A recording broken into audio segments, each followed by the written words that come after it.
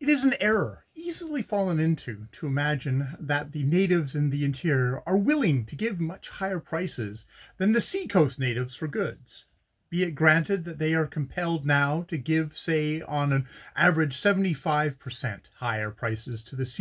seacoast natives who at present act as middlemen between them and the white trader. But if the white trader goes into the interior, he has to face, first, the difficulty of getting his goods there safely. Secondly, the opposition of the native traders who can and will drive him out of the market, unless he is backed by easy and cheap means of transport. Take the case of the Kumasi now. A merchant, let us say, wants to take up from the coast to Kumasi 3,000 pounds worth of goods to trade with. To transport this, he has to employ 1,300 carriers at 1 shilling and 3 pence per day a head. The time taken is 8 days there and 8 days back, equaling 16 days, which figures out at 1,300 pounds, without allowing for loss and damage. In order to buy produce with these goods that will cover this, and all shipping expenses, etc., he would have to sell at a far higher figure in Kumasi than he would on the seacoast, and the native traders would easily oust him from the market.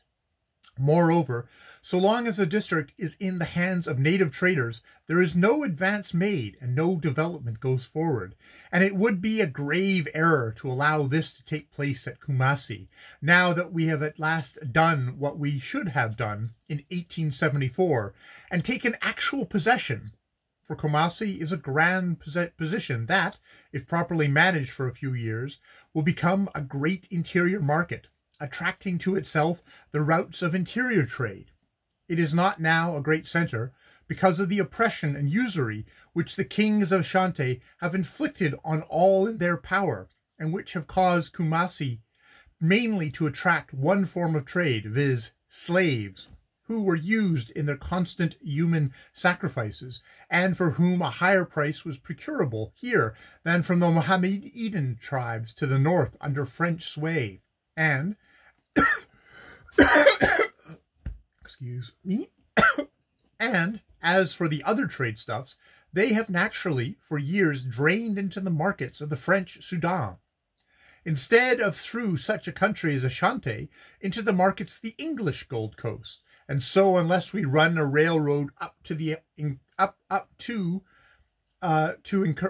to encourage the white traders to go inland and make a market that will attract these trade routes into Kumasi, we shall be a few years hence singing out, "What's the good of Ashanti?" and so forth, as is our foolish wont, never realizing that the West Coast is not good unless it is made so by white effort.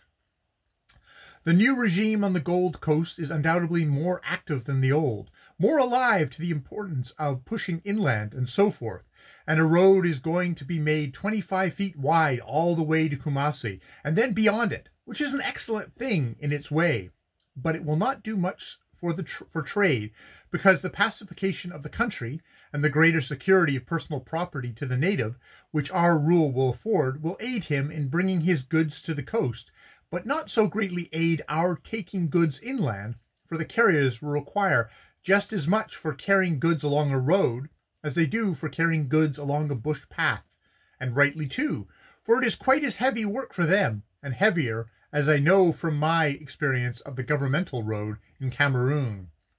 In such a country as West Africa, there can be no doubt that a soft bush path with a thick coating of moss and leaves on it, and shaded from the sun above by the interlacing branches, is far and away better going than a hard, sunny, wide road. This road will be valuable for military expeditions possibly, but military expeditions are not everyday affairs on the Gold Coast, and it cannot be of use for draught animals because of the horse sickness and tsetse fly, which occur as soon as you get into the forest behind the littoral region. So it must not be regarded as an equivalent for steam transport, as it will only serve to bring down the little trickle of native trade, and possibly not increase that trickle much.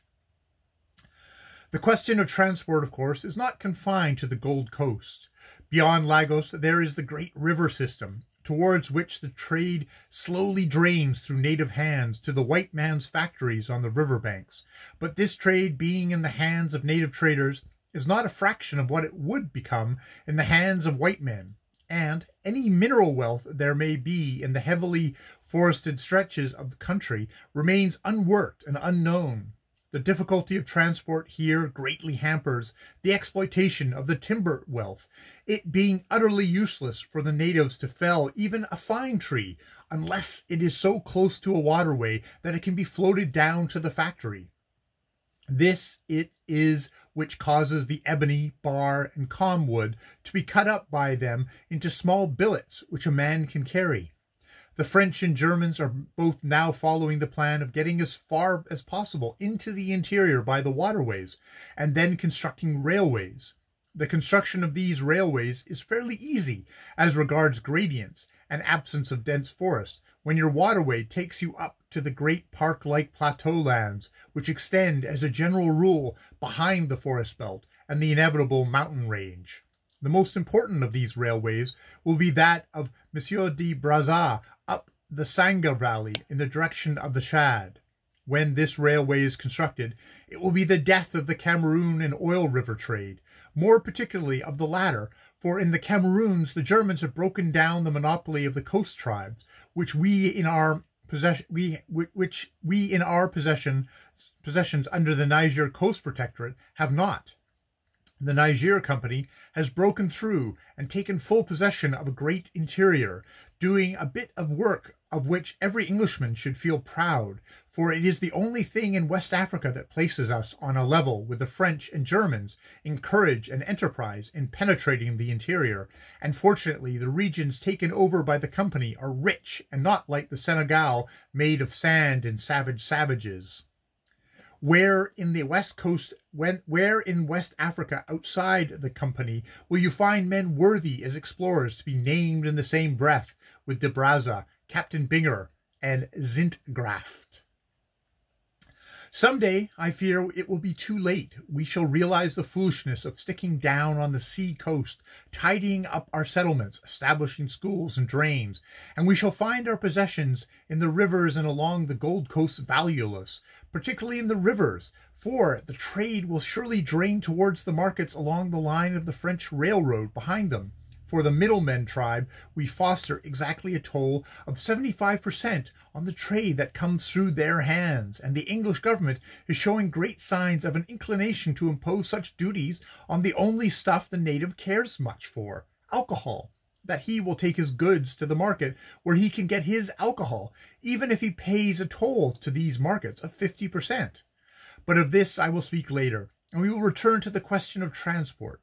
Mr. Scott Elliott, speaking on this subject as regards East African regions, has given us a most interesting contribution based on his personal experience and official figures. As many of his observations and figures are equally applicable to the West Coast, I hope I may be forgiven for quoting him. His criticism is in favor of the utilization of every mile of waterway available. He says, regarding the Victoria Niaz, that, quote, it is possible to place on it a steamer at the cost of £12,677, taking the cost of maintenance, fuel, and working expenses at £1,200 a year, a large estimate, a capital expenditure of £53,000, £3,000 for the steamer and £40,000 to the yield and £40,000 to yield 3% interest, would enable this steamer to convey, say, 30 tons at the rate of 5 to 10 miles an hour for £1,600 a year. This makes it possible to convey a ton at the rate of a halfpenny a mile, while it would require about £53,000 to build a railway only 18 miles long. Unquote. The Congo Free State Railway, I am informed, has cost, at a rate per mile, something like 8 times this. Further on, Mr. Elliott says, in America, the surplus population of Europe and the markets in the eastern states have made railway development profitable on the whole, but in Africa, until pioneer work has been done, and the prospect of colonialization and plantations are sufficiently definite and settled to induce colonists to go out in considerable numbers, it will be ruinous to build a long railway line. Yes.